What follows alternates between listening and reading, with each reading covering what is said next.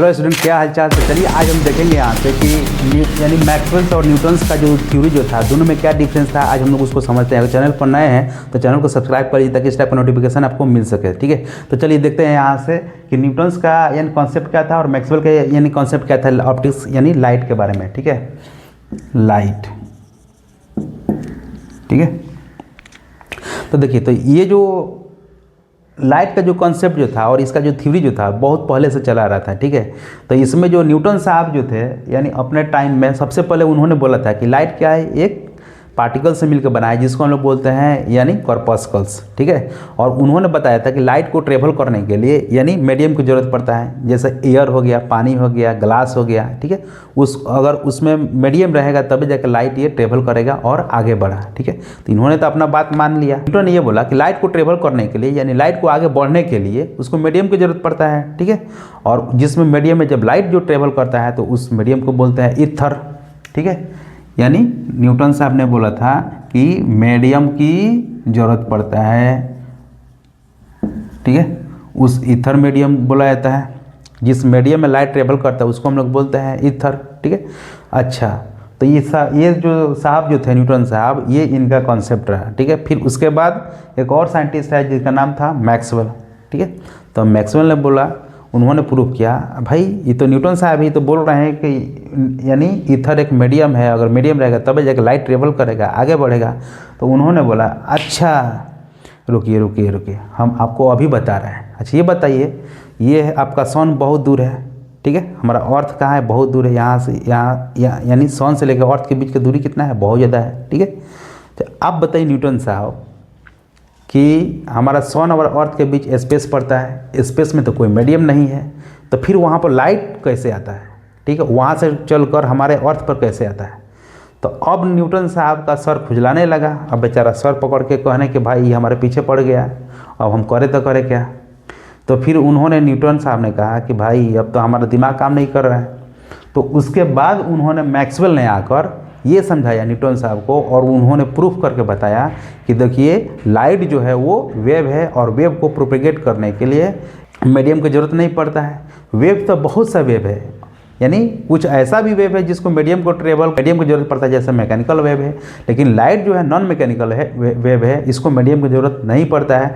इसलिए जो लाइट जो है वो आपको इलेक्ट्रिक फील्ड और मैग्नेटिक फील्ड से मिलकर बना हुआ है, और इलेक्ट्रिक फील्ड और मैग्नेटिक फील्ड जो है हमारे पूरा स्पेस में चारों ओर फैला हुआ है। ठीक है, तो ये एक बहुत बड़ा उन्होंने थ्योरी दिया, तो इसीलिए बोला जाता है मैक्सवेल का जो कंट्रीब्यूशन जो है लाइट में बहुत ज़्यादा है। ठीक है, मैक्सवेल से बड़ा हमारे जाने से लाइट में कोई कॉन्सेप्ट देने वाला नहीं है, और है तो उसके बाद है वो यानी हाइगन्स। ठीक है, दो साइंटिस्ट जो थे वो बहुत फेमस साइंटिस्ट हैं। ठीक है, तो उन्होंने मैक्सवेल का अनुसार यानी मैक्सवेल इक्वेशन। ठीक है, इक्वेशन, तो मैक्सवेल के 4 इक्वेशन है, उस चारों इक्वेशन से पूरा लाइट के बारे में, इलेक्ट्रिक फील्ड, मैग्नेटिक फील्ड जो भी है सबको एक्सप्लेन कर दिए थे। ठीक है, तो मैक्सवेल का कंट्रीब्यूशन बहुत ज़्यादा है लाइट को समझने में। ठीक है, तो मैक्सवेल का इक्वेशन जो था पहला जो है यानी क्या था, तो divergence of electric field equal कितना होता है, रो अपन एप्सिलॉन नॉट, एक ये हो गया। दूसरा इक्वेशन क्या था, तो divergence of magnetic field equal to कितना होता है, 0। ठीक है, उसके बाद थर्ड इक्वेशन जो था यानी del cross E equal to minus del V upon del T। ठीक है, एक और भी इक्वेशन है उसको भी देख लेते हैं यहाँ से, वो कौन सा इक्वेशन है, यानी तो चौथा इक्वेशन जो है यानी del cross B equal to mu naught J plus del E upon del T। ठीक है, तो ये हो गया आपका इक्वेशन। ठीक है,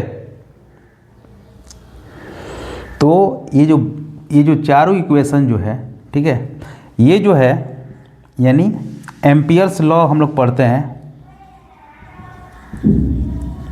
एम्पियर्स लॉ। तो एम्पियर साहब एक साइंटिस्ट थे। ठीक है, तो उन्होंने अपना लॉ दिया, तो उनका भी लॉ को करेक्शन किया था, कौन, मैक्सवेल, उनका भी लॉ को गलत कर दिया था ये मैक्सवेल जो था। ठीक है, तो मैक्सवेल साहब ने इनके भी लॉ को करेक्शन करके इस चारों इक्वेशन को रिलेट कर दिए थे इलेक्ट्रोमैग्नेटिक वेव को समझने के लिए। इसलिए बोला जाता है कि पूरा ऑप्टिक्स में सबसे ज़्यादा अगर किसी का कंट्रीब्यूशन है तो मैक्सवेल इक्वेशन, और इसी का थ्योरी के अनुसार लाइट को हम लोग इलेक्ट्रोमैग्नेटिक वेव मानते हैं, और इलेक्ट्रोमैग्नेटिक वेव को समझने के लिए हम लोग इसका यूज करते हैं, चारों इक्वेशन। ठीक है, तो ये हो गया आपका डेल है, इसको हम लोग बोलते हैं, ये हो गया आपका डेल ऑपरेटर इसको बोलते हैं, ठीक है, डेल ऑपरेटर, ठीक है, डेल ऑपरेटर हो गया।